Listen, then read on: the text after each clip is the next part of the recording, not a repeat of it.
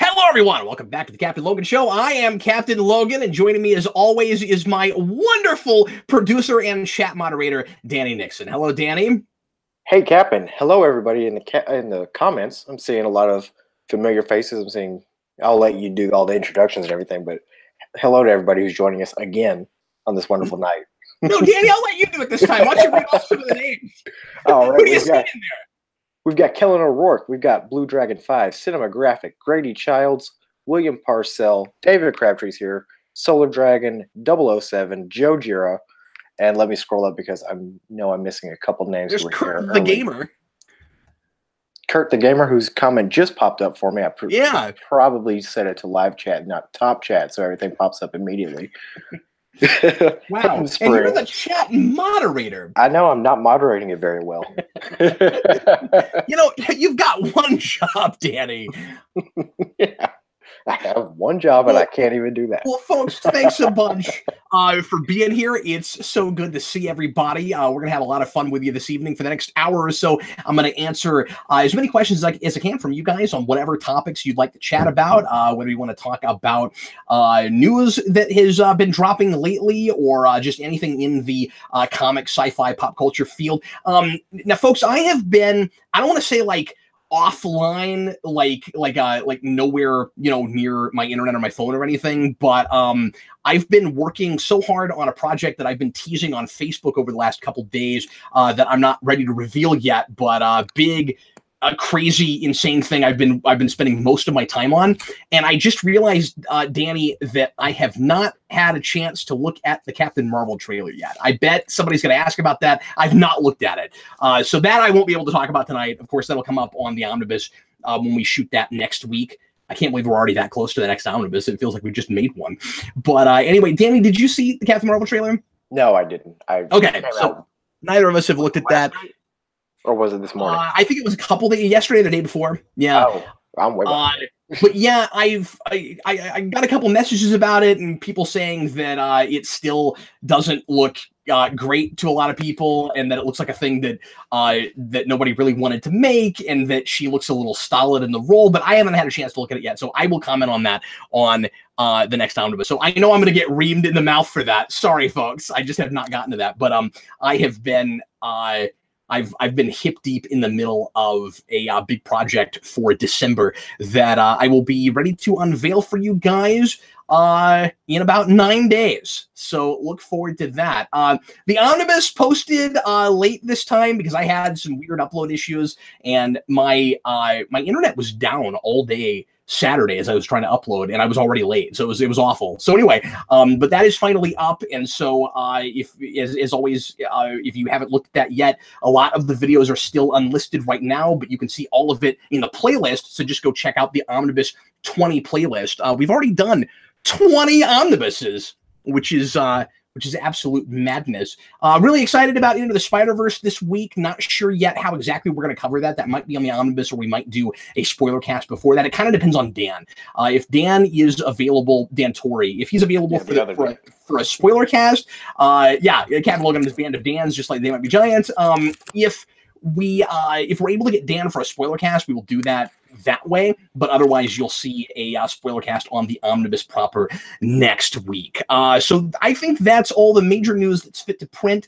Let's go ahead and start getting into questions. Also, if you want to make sure that your question gets read on the program, you can leave a super chat, and that helps us out immensely. If you want to just leave us $1 or $2, $5, whatever you can spare, we sure appreciate it. Helps us keep things rolling here on the channel. And a quick plug, as always, for Patreon.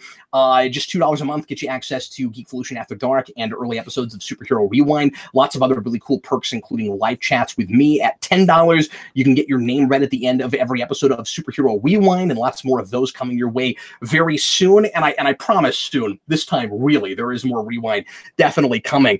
We got a $5 super chat from Lightning City, who asks what my thoughts are on James Wan wanting to do a horror Batman film. Did you hear about this? No, I didn't, but that sounds amazing. Yeah, it sounds really cool. Now, I always read stuff like that and I go, it's not really news when a guy's like, I'd really like to do this. Because, people like to jump on that real quick and be like, this might happen. And I mean, like, it's not different when it's a director who's working for the studio on a property in that same universe who's saying they want to work on it, though. well. See, yeah, it should be different, right? But a lot of people have been speculating, and I think I agree with this, that DC is not as behind Aquaman as they ought to be, and that that is likely to not spawn a franchise. I mean, it kind of depends on how well it does, but I think a lot of people are real lukewarm on Aquaman and aren't really expecting big things commercially from it, even if it's a really great movie. I think there are expectations that because DC is trying to get away from DCEU, we're not even going to really do a lot with that version of that character moving forward. Who knows? I guess we'll see. But it does still feel like we're in the last remnants of what they were doing.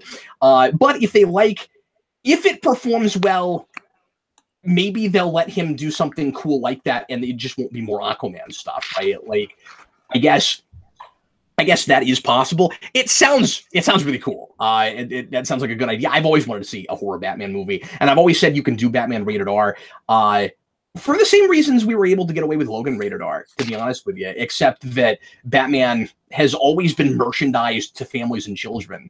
I guess that is the thing that makes that hard. So you would want, I think the best way to make, but we're doing a rated R Joker movie, and it is nice that they pulled the trigger on that. Whether or not you really want to see an origin movie for the Joker, it's nice that they're not afraid of something at least related to Batman. And we know that like the Waynes are in it and stuff, so like it's not just tangentially related. It sounds like a very related to Batman movie. It is nice that they're not scared to do something like that. But I would think that they would want a PG-13 franchise of Batman happening with a rated R Batman as an alternative before they would just pull the trigger on a rated R Batman movie. What do you think, Danny?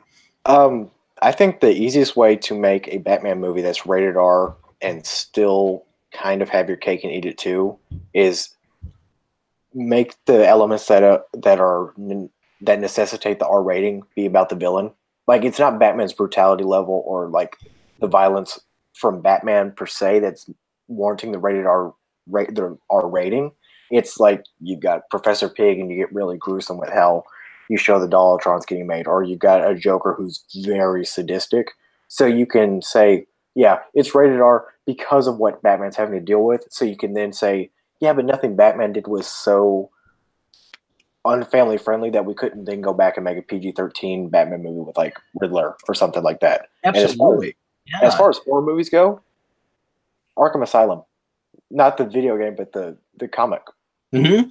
Sure. Basically just adapt that or do something like that where he's just trapped in the asylum. I would love to see something. Well, and just the flavor of the Arkham games, they are essentially rated R Batman, and he's Batman. It's not what Batman does that makes it rated R.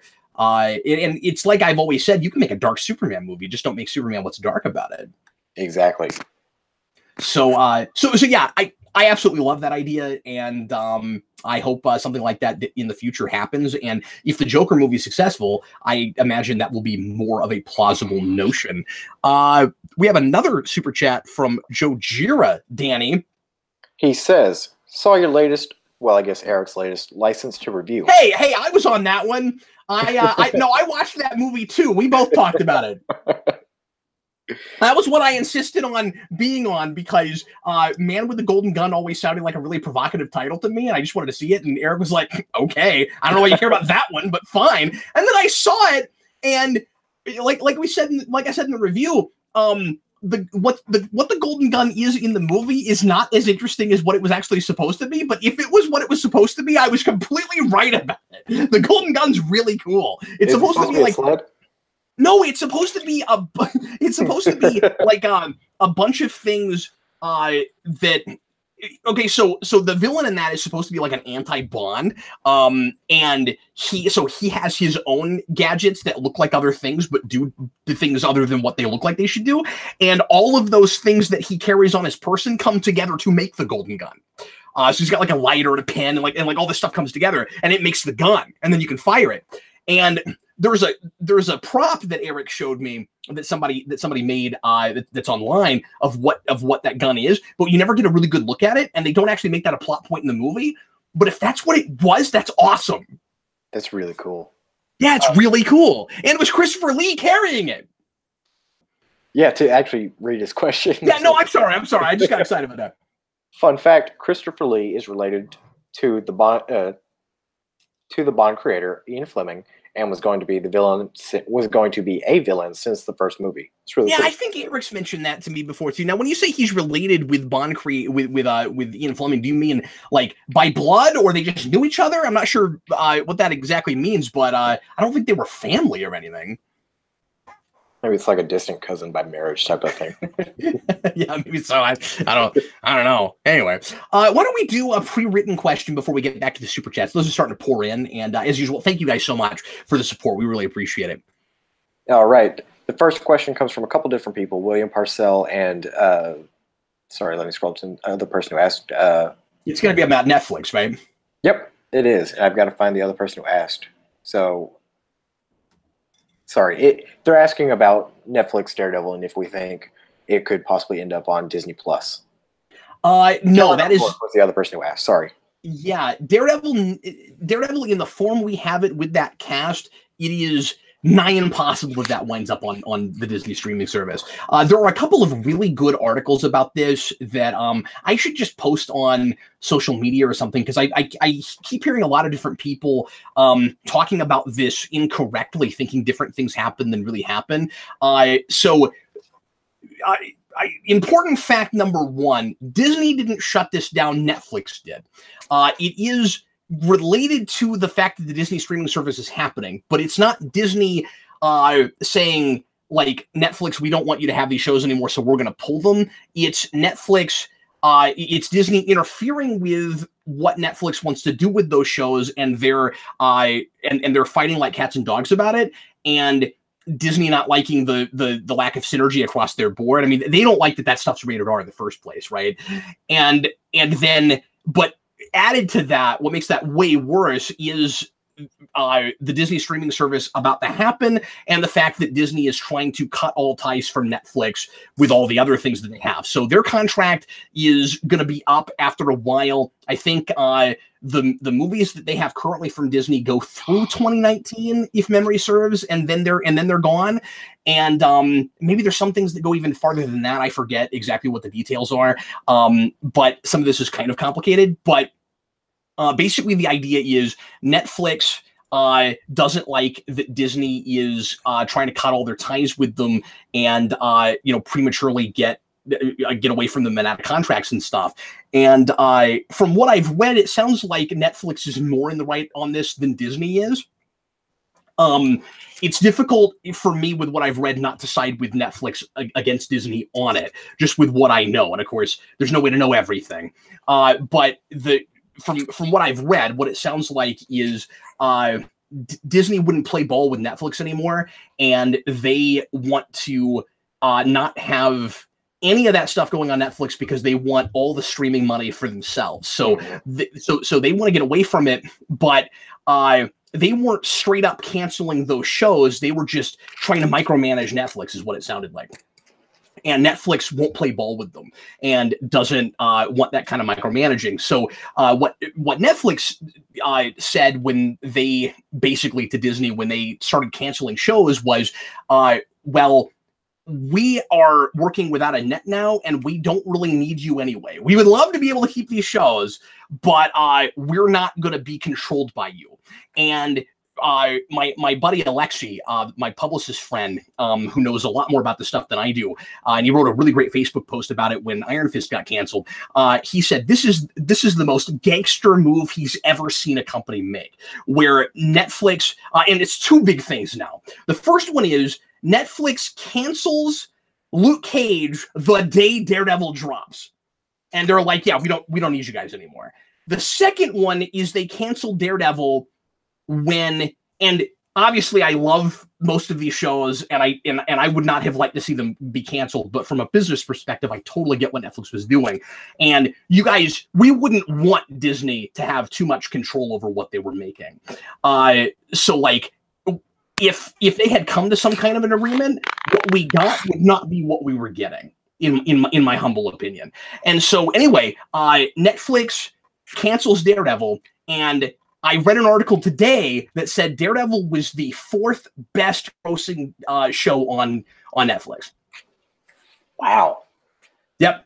Has nothing to do with ratings, guys. And Netflix is that big, and they have so much control over their own properties, they just don't need it anymore. It was the 4th best performing show. They just don't need it anymore. And this is coming from a streaming service that refuses to cancel Orange is the New Black and was kind of forced into canceling House of Cards. House of Cards, yeah. Like, they don't. Which they should have canceled before that last season happened, because that was Iron Fist bad. But anyway, so to answer your question, Disney has already made a statement about Daredevil specifically and said that they want not any of the other characters they've mentioned yet, but they said specifically, don't worry, something will happen with Matt Murdock down the line.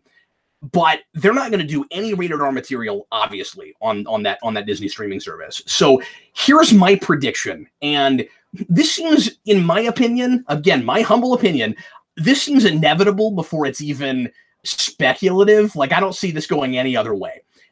Danny, I think all the Netflix stuff gets completely decanonicized, which is easy to do because we never referenced it anywhere else. And Disney making a big deal out of, we're using big characters you already know from the movies on our Marvel TV shows on Netflix. And all of it is now going to be very, very interconnected. And they're basically making big miniseries that will be theatrical worthy, right? That's what they want to do.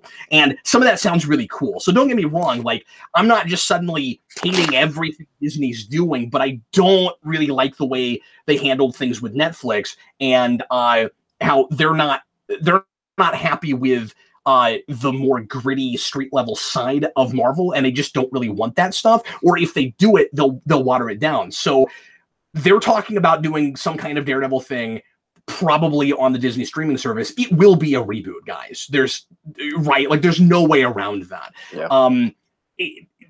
All of those actors are going to be out of contract, so even if they wanted some of them, I think they're going to want to distance themselves so much from what Netflix did that they're not going to want anything to do with that continuity. And it is a very easy thing to excise and make not part of MCU continuity. I predict down the line, going to have to see this as like a separate, connected continuity, but it doesn't actually count. Sort of like prequel comics with for movies where like we never reference them again. They don't really matter, but we pretend like they're canon when we look. That's what this stuff's going to become, I think.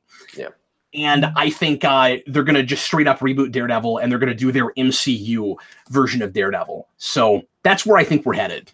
Yeah. I would predict that the first thing they do to try to get some good grace when they have to reboot it to some extent, whether that means getting a completely different cast or trying to ignore anything that's really happened. Throw them in when there was Spider-Man. You get that good grace of putting Spider-Man and Daredevil together to kind of soften the blow of, look, we're having to reboot it. So it's kind of yeah, but you're getting this cool thing you'd always said you wanted. So I see that. But that's assuming that Sony doesn't rip Spider-Man away from Marvel where they can't use it anymore. Crap. Wouldn't that be something? Oh, no, this is all getting really interesting. It could get really lame and unfortunate and sad for the consumer, but from a business standpoint, this is all fascinating. We're watching what I'm looking at as the beginning of like the second half of a really interesting basketball game right now. And I don't know where exactly it's all going to land by the end. But it's hard to think that the consumer is not going to suffer a little bit. For some of this stuff. And obviously missing out on more of the Netflix stuff is going to be a big sacrifice. Somebody mentioned, it's sad that Cox is not going to have, his job anymore at all. But Eric said something, and I don't know if I actually got to finish saying what I started to say earlier, which was that these actors are going to be all out of contract. They're going to want to recast anyway.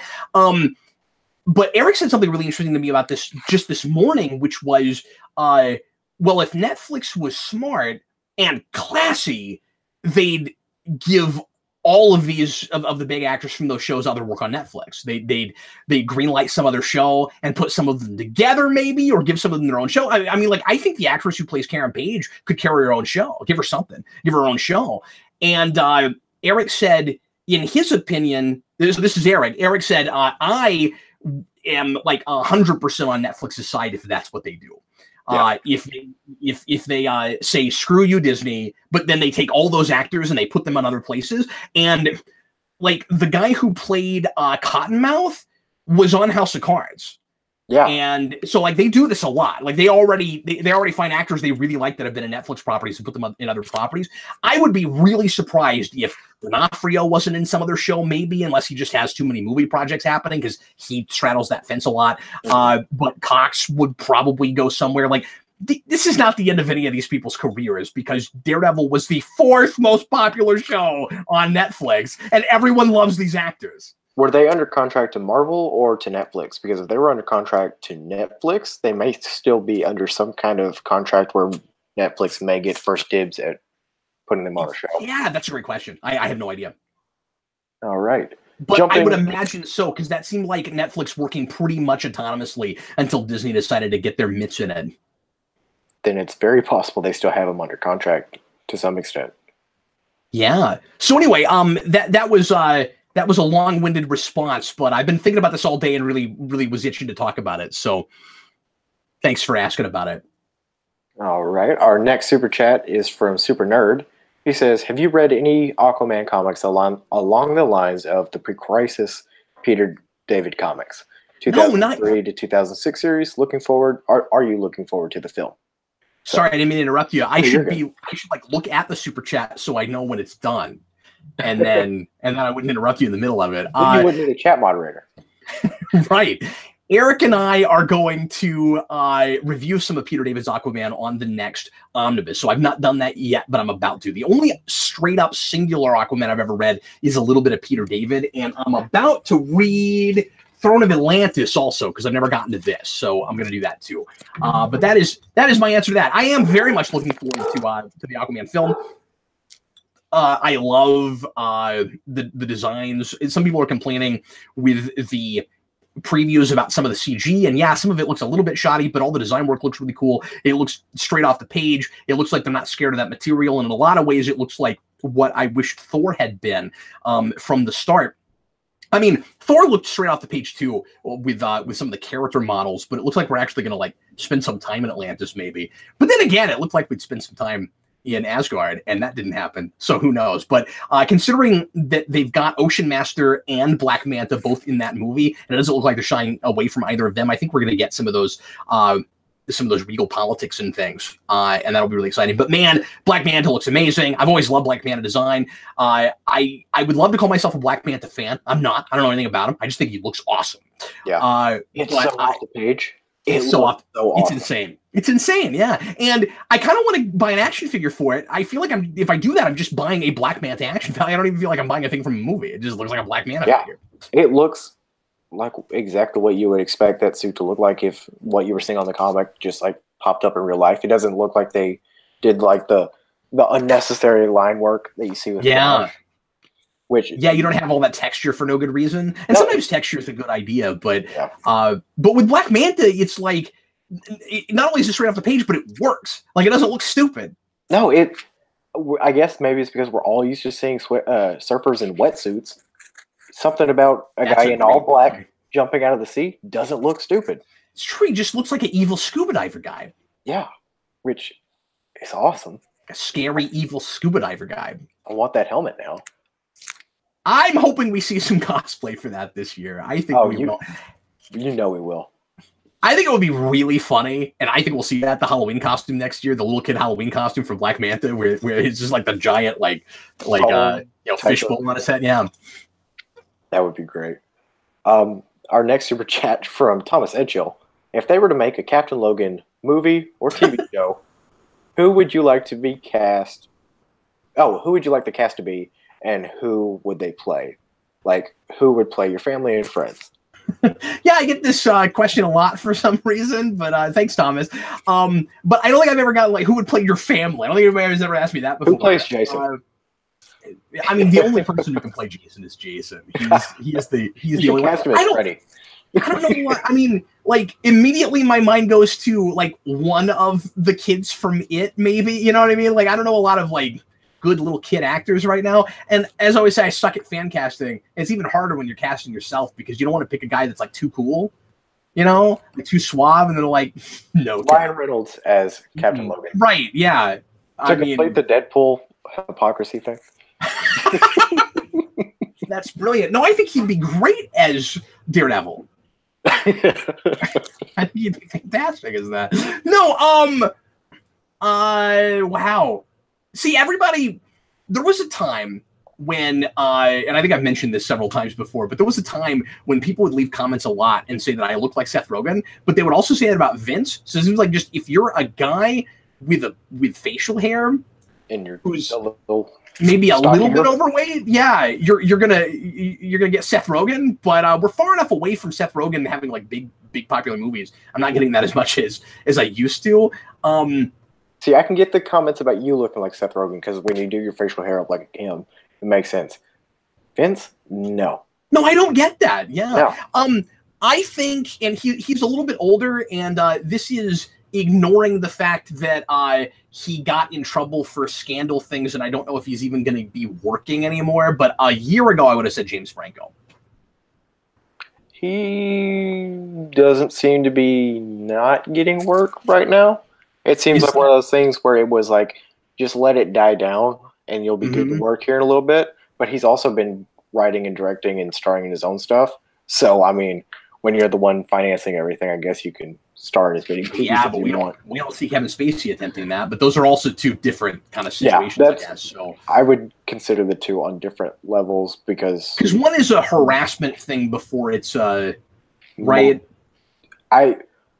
Last I heard, it was harassment accusations against Franco. I don't want to get into it because I don't know enough about it. No, I don't either. But like, just from the public reaction to it, it seems like they're on different levels, whether they should be or shouldn't be. I'm not going to make any judgment one way or another. Yeah, no, me neither. I don't want to talk about the politics of that. But anyway, but yeah, that's who I would probably. But then again, I worry that he's too cool to be me. You know, like, just go with Dave Franco if you're worried about James Franco. Or if he played me, it would be like a real like making fun of me kind of thing, where it's like, this idiot. See how many ums I can get in 60 seconds. But yeah, I don't know about it. Danny, who do you think would be good to play Eric? I was just gonna ask you the same question. I beat you to it, so I didn't have to. Crap. Charlie Cox. Seth Rogen. Since for just everybody's. I'm not good at it. And the thing is, a lot of my fan casting would go to actors that were younger 15 or 20 years ago. Yeah. Like, I'm not as good at current stuff. See, I'm thinking Seth Rogen, like Freaks and Geeks era. Would probably be pretty good casting. And I'm finding, and this is just, I guess, kind of random and a coincidence. I don't think there's anything to this, but like, I think a lot of my favorite actors at the moment are not of my ethnicity or anything. You know what I mean? Like, they just look a lot different from me. Like, I think we'll be playing Captain Logan. You know, like, I love Sterling K. Brown. Like, I think 3 or 4 of my favorite actors right now are black guys. So like, I can't even think of people that even remotely look like me right now. Yeah, Elijah Wilcott says Danny DeVito is Eric. That's pretty good. Zach Galifianakis says Madman. That's awesome. Yeah, Michael Cera is not a bad pick for me. That'd be perfect for me. And he could give the exact same performance he did in BVS too. No, that's not Michael Cera. Who is that? Eisenberg. Yeah, no, he could play me too, and he could just do Lex Luthor. Michael Cera would be perfect for me if I was like much skinnier. Yeah, because we both have the same awful like puberty mustache. Because neither of us can grow one, and it's hysterical. I guess I'm just saying that because I do a decent Eisenberg. Ding ding ding ding ding. Anyway, let's move on, shall we? All right, Cinematographic asks, Cap, have you been able to play Hitman 2 yet? No, I've not even played the one from before it because I discovered something. I really like Hitman. I can't play it. I'm terrible at it. I can't deal with it. I need a wingman. I need someone to tell me where to go and what to do. I'm just really, really bad at it. Same here. I watch throughs of it. I love Hitman. Like, it seems like such a cool series of games. Yeah. I'm like you. I suck at it. I got Hitman Absolution years ago. Sucked at playing it, so I just watched the watch-throughs. That's why I haven't gone farther. I can't get past the first stage in Absolution, and it makes me feel like an idiot. I just can't deal with it. Yeah. I'm so bad. And the PS2 games, and I love to play the digital remasters because they look really good. And I've got the old ones on PS2, and my wife played through at least a couple of those with me, and I would control the character, and she would tell me where to go. That's what I couldn't get through it without her. She'd be like, "No, you idiot, do that." But she would have been well within her rights to say that. All right, Mr. Roboto asks, going back to Daredevil for a second. Yeah. Could Daredevil Red and White be adapted to live action? Oh boy. I have not looked at that, so I don't have a good answer right away. Sorry to say. Yeah. If I ever read that, I don't remember it. And I've never read it either. Yeah. All I know is Daredevil Yellow. And I only know that by the title. I don't know anything actually in it. Yeah. Right off, I'm not even sure what Daredevil Red and White is. All right. I know about Daredevil Yellow, but they didn't do follow-ups to that, I don't think. There's Captain America White, and there's Spider-Man Red, but I don't know what Daredevil Red and White is. I don't either. I'm going to look this up because I'm not familiar with this. Because for a second I was like, this must be a thing and then I was like, I don't know what this is. Why don't you go ahead and move on? All right. The next super chat is from Bear in OKC. How do you guys think holidays should be handled in stories? Should they be the focus of the story or just in the background? Yeah, I don't see anything called that. So feel free to elaborate, and we'll try to get back to you. And oh yeah, Spider-Man Blue, good call, Blue Dragonfly. I forget all the colors, and I've never read that one. But anyway, oh, Mr. Roboto says red and yellow. Yeah, Daredevil Yellow would be really interesting to try to adapt just because of the aesthetic of it. I think that would make for, and I haven't read that in a really long time. I remember liking it a lot, but then every time I go back to Jeff Loeb things, I go, oh, this doesn't come together like I thought it did. But obviously I love Sale's artwork in everything. Danny, that sounds like a really good animated movie to me. I was just about to say something in there. I'd love to see something in Sale's art style adapted to animation, just in general. Whether it's gotta look pretty flat. Like don't be doing this like 3D stuff with it where it sort of looks like those designs, but it's not really that. Like it needs to be noirish. It needs to be simple. It needs to have not too many details. Yeah, go either Batman the Animated Series style of flat, like the new Batman Adventures where it's flat. You don't do a lot of shading. You use heavy spot blacks to do your shadow. Yes, or you do kind of the Gotham and you draw on black. Yeah. That him and Mike Mignola's work, I think, would look amazing. Just adapted as close as you can possibly do to animation. Isn't that what the animated Hellboy movies kind of tried to do? I've not actually watched those, but okay. Okay, so I don't want to speak to that because I haven't seen even any footage of that for a long time. I've never actually watched those all the way through, so I can't speak to that. But they look like Mignola's artwork on the covers, but that might just be because it's his artwork on the covers. I was about to say, that doesn't always mean anything. No, that doesn't mean anything. You can get those Batman the Animated Series ones where they do like that, like hyper-realistic coloring for it, which is so bad with that art style, and those covers are horrible.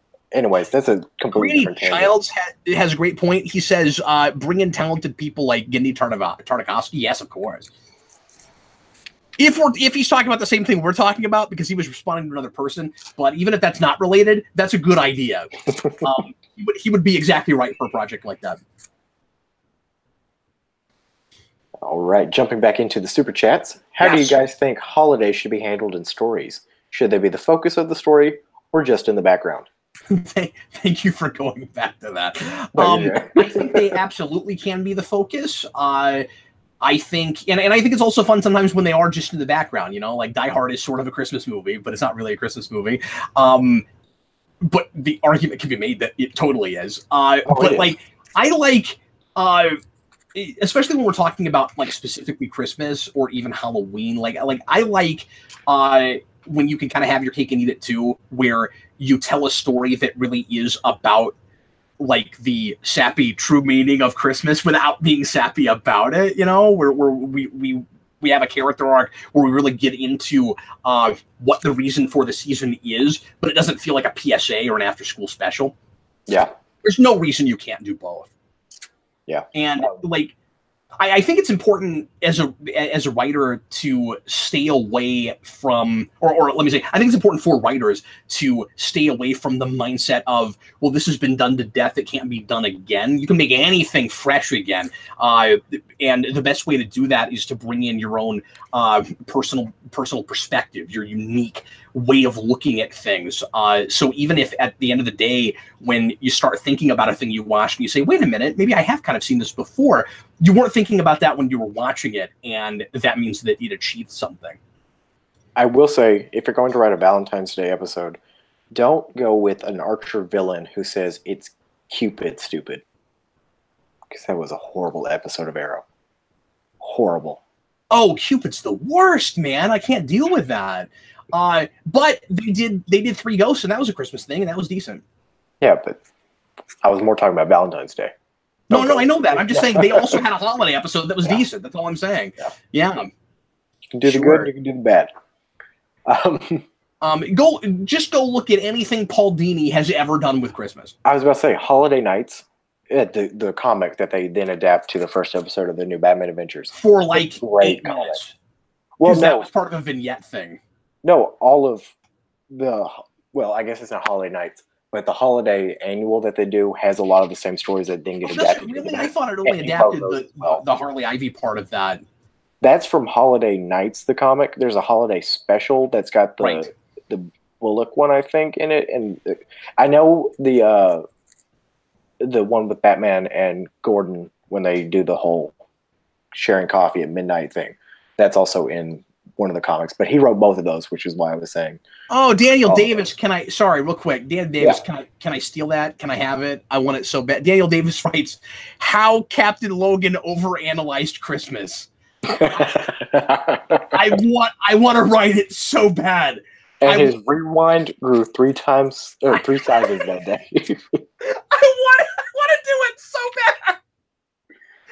Oh, that's great. May I please steal that from you? That could be a thing next year. That could happen.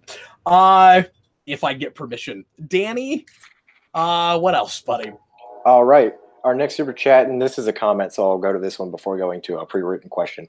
Yeah. David Crabtree says, I tried watching the last season of House of Cards, mostly out of curiosity. Sorry about the train, but it was just horrible, and I decided to go watch West Wing. Good choice. Yeah, good choice. Or you could also go look at Designated Survivor. I've been watching that show. It's wonderful. That one good? Kiefer Sutherland as the president, and as a legitimately benevolent president with his heart in the right place, who doesn't play politics, and the way he got there is the only way that could actually happen. And I really like it. It's quite good. There's some typical TV stuff in it that I don't like, but overall, I need to talk about that on the Omnibus. I'm not quite done with season 1 yet, but that would be another really good, positive alternative for a political thriller in the White House right now.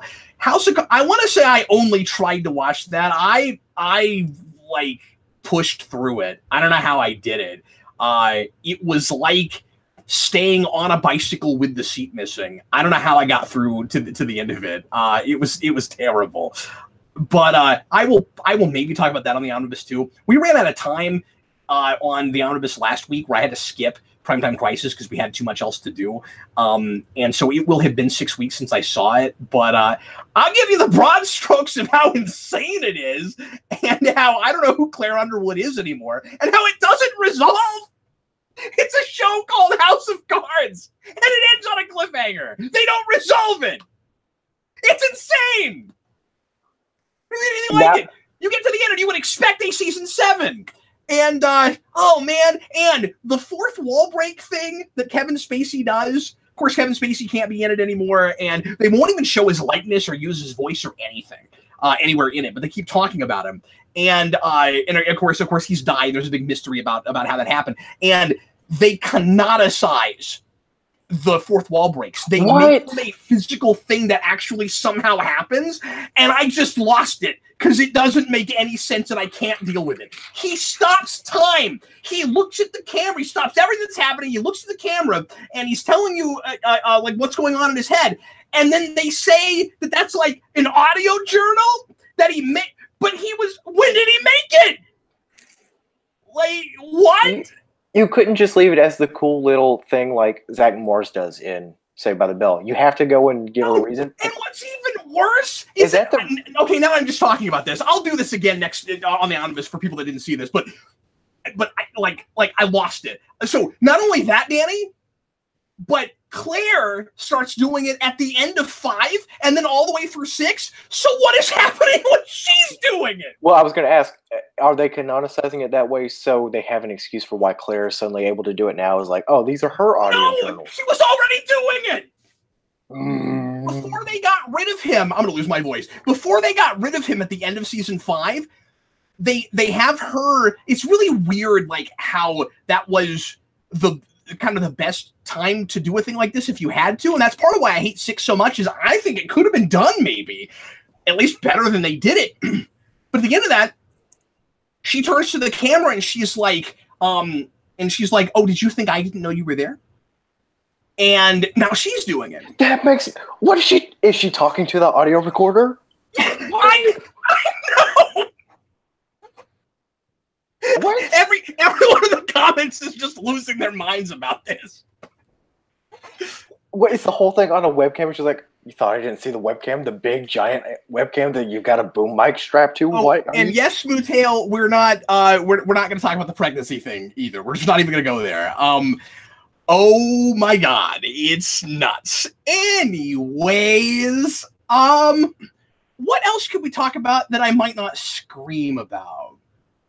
Well, we've got a couple more super chats, so hopefully these don't do it.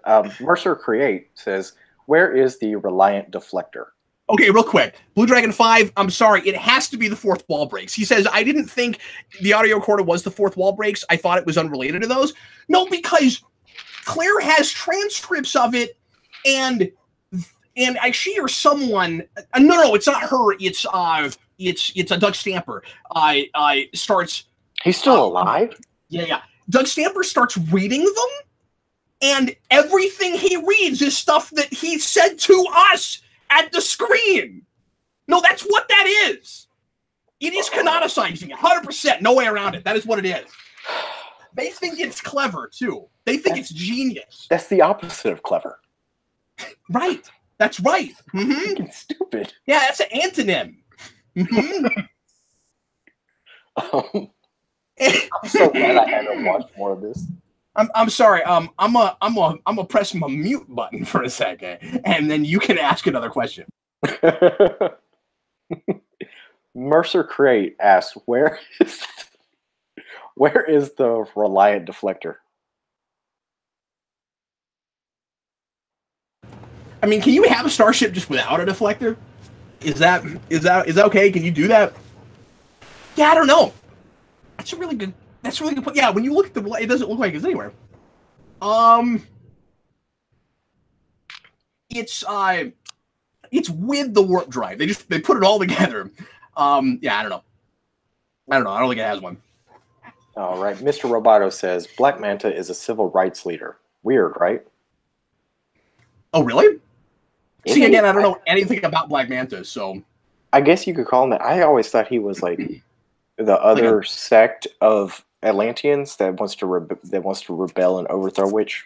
Yeah, is it about civil right? Like is it that they're like lower caste that's been cast out and they think that's not fair? Is that what that whole thing is? And it doesn't have anything to do with race or anything, does it? Or is it like a different race of Atlanteans? Like, I don't mean like black and white, but is it like another race of Atlanteans or something? I have no idea. I don't know. I've never. See, I just don't know anything about Aquaman. I will learn though, you guys. I'm gonna learn real soon. I'm gonna find out things about Aquaman. Super Nerd asks, how would you react to being invited as a guest on Jimmy Kimmel, Seth Meyers, Stephen Colbert, or Jimmy Fallon? I would wake up. I'd tell him, no, I've already got a late night show. I'd be like, yeah, you're welcome to come on the Captain Logan show if you want to. That'd be cool. No, I mean, I'd lose my mind. That would be the coolest thing ever.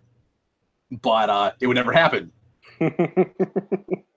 It's not possible. Yeah, I would be like, what are you guys smoking? Do you care about ratings? Like, who all had to cancel? Are you trying to kill your show? Who all had to cancel? I want to say thank thank you for all the self-aggrandizing super chats this evening. Was that a super chat? Yeah. Wow. Well, thanks for that. I appreciate it. I don't know how to answer a question like that. I'm like, well. Maybe another pre-written question. We got about 10, 15 minutes. Yeah. Anime 2018 says, will the Inspector Gadget films be reviewed on Superhero Rewind? I have seen conflicting lists on this. And it's funny you mentioned this because Danny and I are working on the master list of superhero movies for the geekvolution.net website, and we are so excited about it. It's looking boss. Danny, you're doing a crazy good job on that. I'm so excited about what it looks like. I got a professional website maker guy in Danny, and I'm so excited about it. I can't even articulate it because I'm saying stupid things like website maker guy. But yeah, I was putting that list together, and I was ripping off somebody else's master list because somebody else did this, so why should I do the work? And I was adding a couple of things that he missed, and I was taking some things off that I didn't think he counted. And one of the things I took off was that I don't see Inspector Gadget as a superhero. He is a detective. You can say, well, Batman's a detective.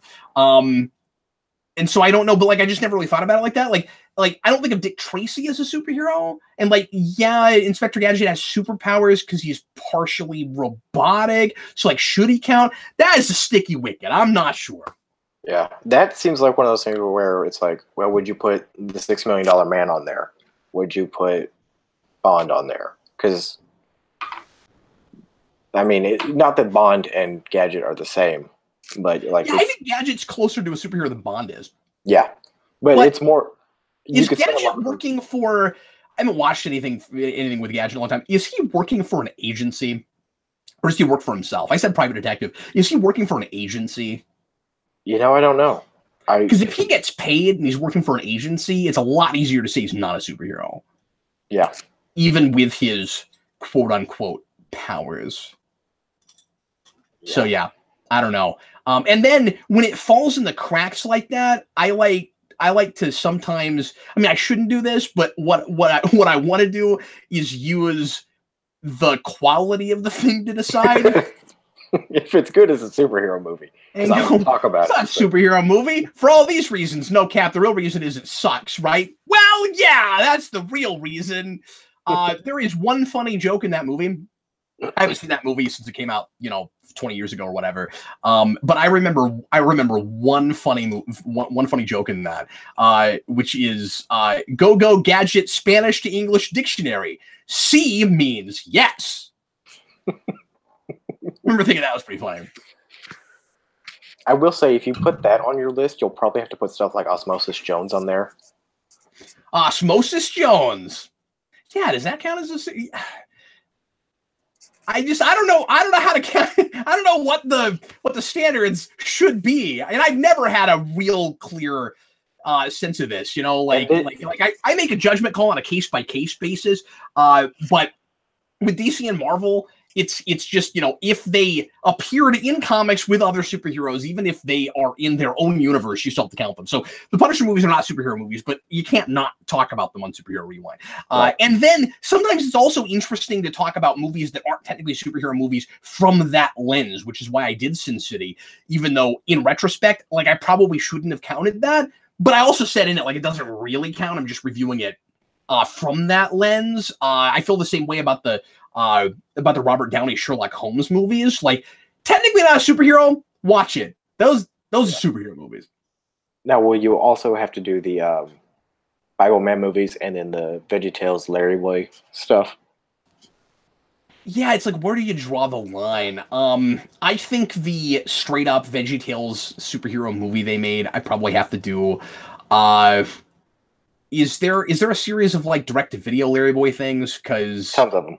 Those sound like 5-minute right jobs. I say that, me. I won't tell you what I just got finished writing and how long it was.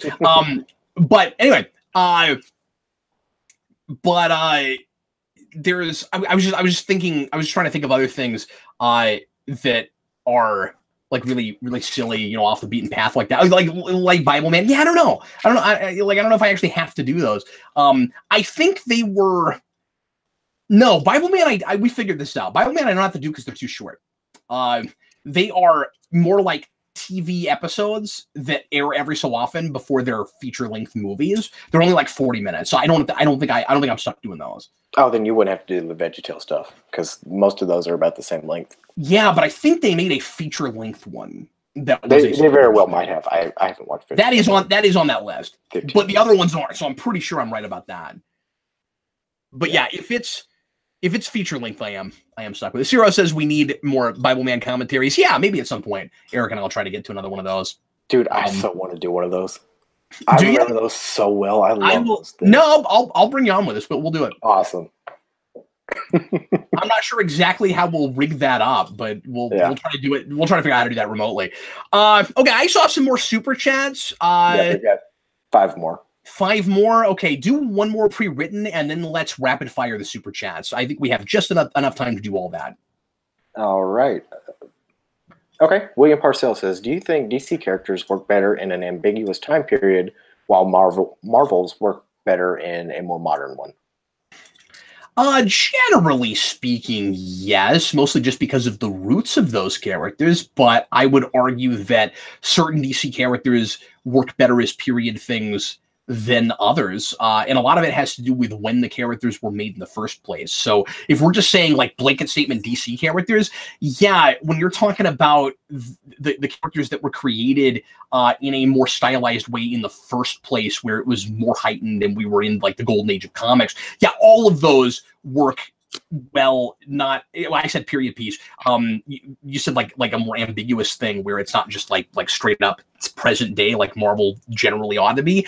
Yeah, most of those certainly are that way. But when you get to later stuff like Black Canary or Cassandra Cain or any other street level female Batman character made in the 90s, those characters like that probably work just as well present day as they would somewhere else, or if it's ambiguous, it's leaning more toward now than it is like say the 50s. Not to say that you can't have like a Black Canary then, or well, you had Black Canary then. That's true. He's a Golden Age character. I meant Huntress when I said Black Canary. Okay, yeah. But no, you're right. Black Canary is a 50s character, yeah. But anyway, yeah, I think but like you could do an earlier Guy Gardner, but he's more of a he feels like he fits in more of a latter 20th century thing, although he works really well in the 70s probably. But yeah, generally speaking, I think you're right about that. All right, rapid firing through these super chats. Let's do it. Here we go. Has 2. He says, "Do you think you'll do another superhero rewind on the 1990s TMNT, or maybe another discussion of current TMNT comics?" The latter thing is absolutely going to happen. Eric and I have just been hip deep in other things we keep going back to. We got distracted by Walking Dead, and we haven't had a chance to get back to it. We did a whole bunch of that, of like the first half of the first compendium on the Halloween show. We keep wanting to get back to that, but other things keep preempting it, like Aquaman. We're gonna be doing that next time. The Peter David stuff, like I mentioned earlier, but the next. And we've been doing Ultimate Spider-Man, tacking that on to whatever else we're doing that week. We want to get to IDW Ninja Turtles and start going through that. So we've been through all the Eastman and Laird stuff and the stuff that's in that continuity, except for the Image stuff, which is being put out right now and is going to get finished by the original team. So we might eventually cover that as well, as wacky and completely incoherent as that stuff is. But yes, we have every intention of doing IDW, and then I will do a review of 1990 Ninja Turtles as soon as it wins a poll. I put it on a couple of polls for the Rewind selection board, and when I've done a review that like remaking a review that was just too short and wasn't in depth enough in the first place. And the first time X-Men won that, Batman was on that list and it almost won. I mean, like it was tied for a while. I was like, why would anybody want to hear me talk about that movie again? But it was tied. And then, I mean, why? Like, why would I ever say anything about that movie ever again? And then Ninja Turtles was on that list and got a few votes, but at some point, I definitely really want to do that again. Because I don't know if I agree with my first review in a lot of places, and I have more things to say. I don't think I talked enough about the family theme in that movie. And I gotta fight the people from the day, the critics, at the contemporary critics at the time, that said that movie was just not about anything at all. I got to fight them more. So anyway, there you go. What else, Danny? All right, Jeffrey E. Patron. I'm assuming he sent this while we were talking about House of Cards. He says, "Cat getting flustered is the best. 10 out of 10." Yeah, thanks, man. Yeah, no, I saw that when I was red in the face and had to press my cough button.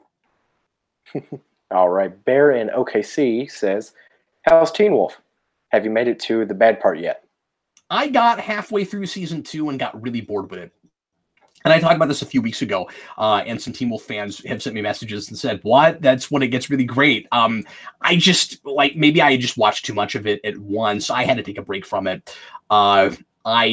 Like I said, I'd get back to it. I'm going to try to do that. It's just really hard to make it a priority.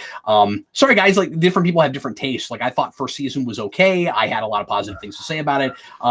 What novelty I had with that show is kind of worn off, and it is just not for me.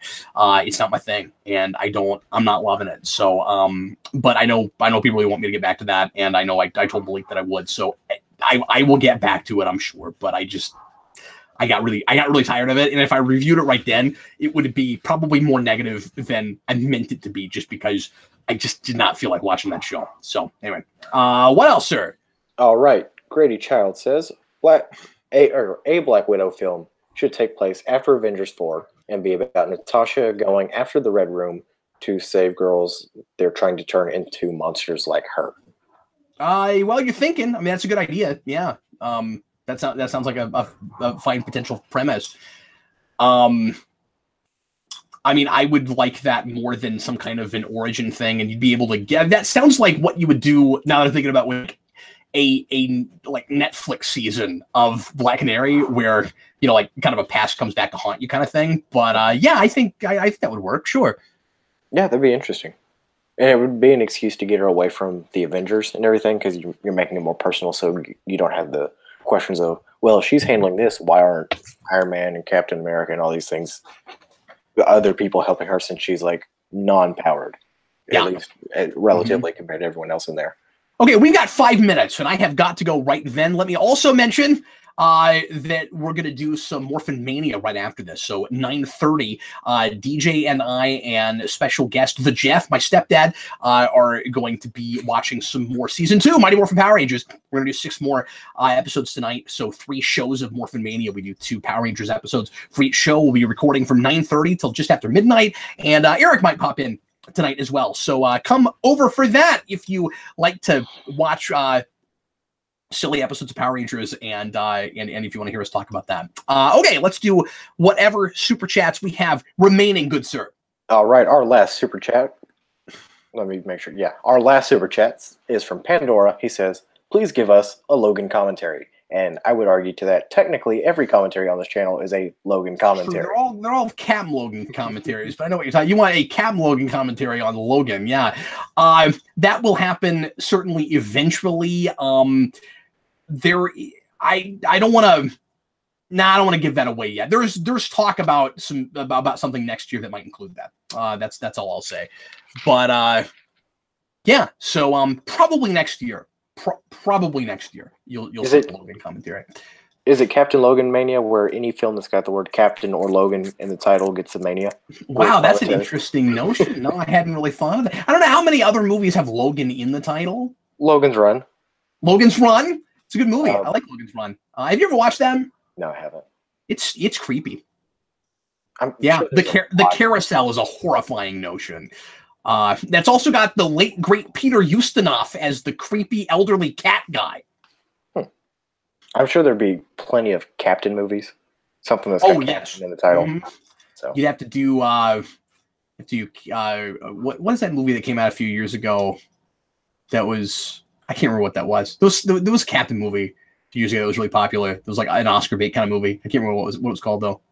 Not Yeah. Sully, but the other Tom Hanks movie where he's Yeah, that's what I'm thinking of. Yeah, Captain somebody, I forget. yeah. Yeah, but no, I'm not thinking of things right now. There are Captain. There are movies with Captain in the title, you know, and then there's like Captain and Return of Captain Invincible, and Yeah. you have to do Captain America again. Captain Caveman. Captain Phillips. Thanks, Blue Dragon 5. That's what it was. Yeah, Daniel Davis felt the need to put 4 H's in Phillips for some reason. Phillips. Mutail says the title of a Captain Logan biopic should be The Captain. Oh, Captain, my Captain would be great. Yeah, no, that's pretty good. Anyway, all right. Well, as much as I'm not tired of all the self-aggrandizing, I'm gonna go and get going. Everybody, thanks a lot for watching. Sure appreciate it. Hope you enjoyed this edition of the Captain Logan Show. We certainly did. We'll see you again next Wednesday evening at 8 Central Time. So come on back. And here in the next couple of weeks, we're gonna do another theme show. I'm not gonna tell you what it is yet, but you will just love it, I am sure. Thanks again, and thanks to my esteemed co-host and chat moderator and producer, Danny Nixon. Thank you for having me, and thank you everybody for your amazing questions this time. Yeah, not question amazing every time, but they were exceptionally great this time. No, they were terrible last week. We hated them all. Cap said it, not me. No, I'm just kidding. But yes, as always, great questions, and tonight especially great questions.